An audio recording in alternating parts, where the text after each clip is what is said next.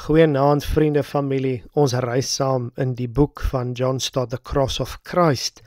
En die bepaalde hoofstuk wat ons vanaand en môre aand hanteer, gaan oor die vergifnis van ons sondes. En hy vra 'n baie interessante vraag, en dit is, hoekom kon God nie net bloot uit die hemel uit aangekondig het, ek vergewe julle? Waarom was dit nodig dat Christus moes sterf?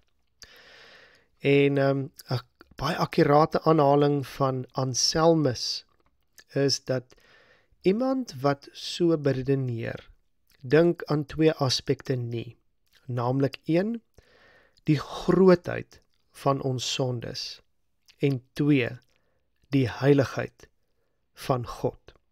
En as ons daaroor dink, dan help die beeld van 'n regter ons, dat wanneer iemand 'n oortreding begaan het, en wel tot inkeer kom en spyt is oor wat hulle gedoen het, is dit nie net bloot genoeg om te sê, goed, dit is verby nie, ons vergewe jou.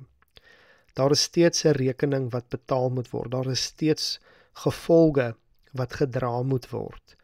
En dis hoekom vergifnis nie net 'n emosionele toestand is nie, maar ook 'n regstelling.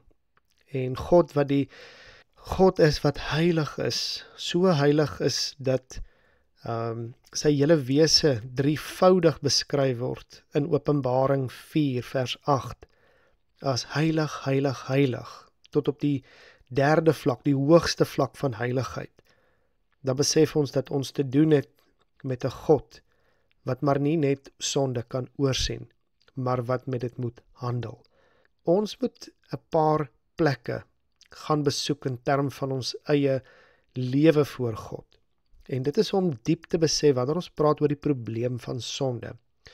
Sonde is per definisie rebellie teenoor God. Elke sonde is 'n oortreding van die eerste gebod.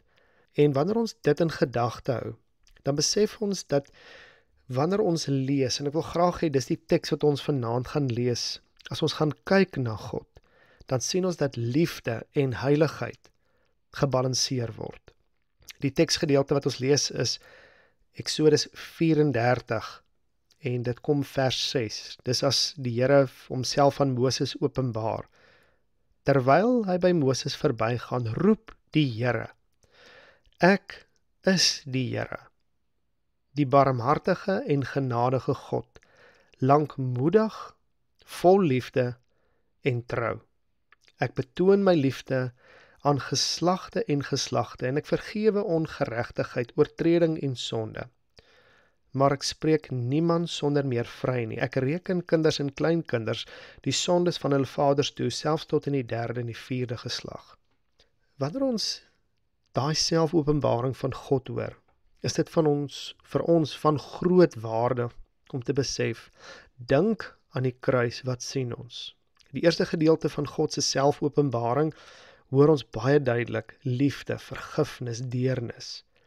En aan die ander kant hoor ons geregtigheid, oordeel, wraak.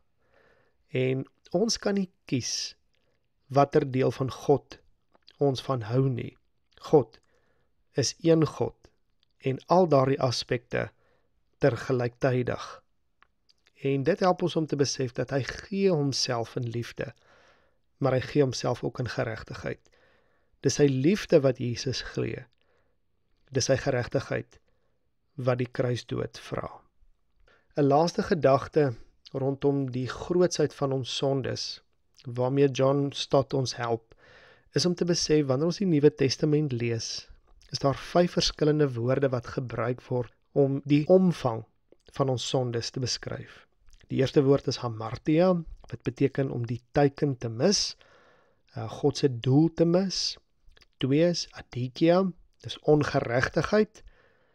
Die derde een is porneia, en porneia kan julle sommer dadelik hoor, is allerhande seksuele verwronge verval van die mens se selfbeheersing. Parabassus is wanneer ek oortree, met ander woorde, dis soos wanneer ek by my buurman sy huis inbreek, ek oortree 'n grens, en dan anomia, wat beteken wetteloosheid. So sonde in ons lewens is veelvoudig. En ek dink die kernaspek waar ons sal moet by stil staan is, alles wat ek doen is sonde teen die heiligheid van God.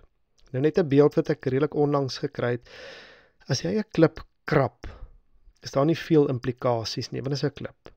As jy 'n stuk staal krap, is daar ook nie veel implikasies, want dit is net 'n stuk staal. Maar wanneer jy 'n Ferrari krap, dan het jy groot geregtelike implikasies. En dit help ons nou nogal om te besef dat elke keer wat ek sondig, is dit nie 'n krap op 'n klip nie. Dis 'n krap op 'n almagtige God en 'n allerheilige God. En daarom is elke oortreding die doodstraf genoodsaak. Dis alleenlik deur sy goedheid, sy loutere goedheid, dat hy Christus vir ons voorsien. Kom ons bid saam. Here, dankie dat ons in die kruis die liefde en die heiligheid van God sien. Die liefde wat gee en vergewe, die geregtigheid wat vir ons onreg betaal. Dankie dat ons nou kan vasklou aan ons groot en heilige Verlosser. Dankie dat U ons so liefhet, dat U ook die geregtigheid vir ons kom skenk het in Christus. Ons eer U daarvoor. Amen.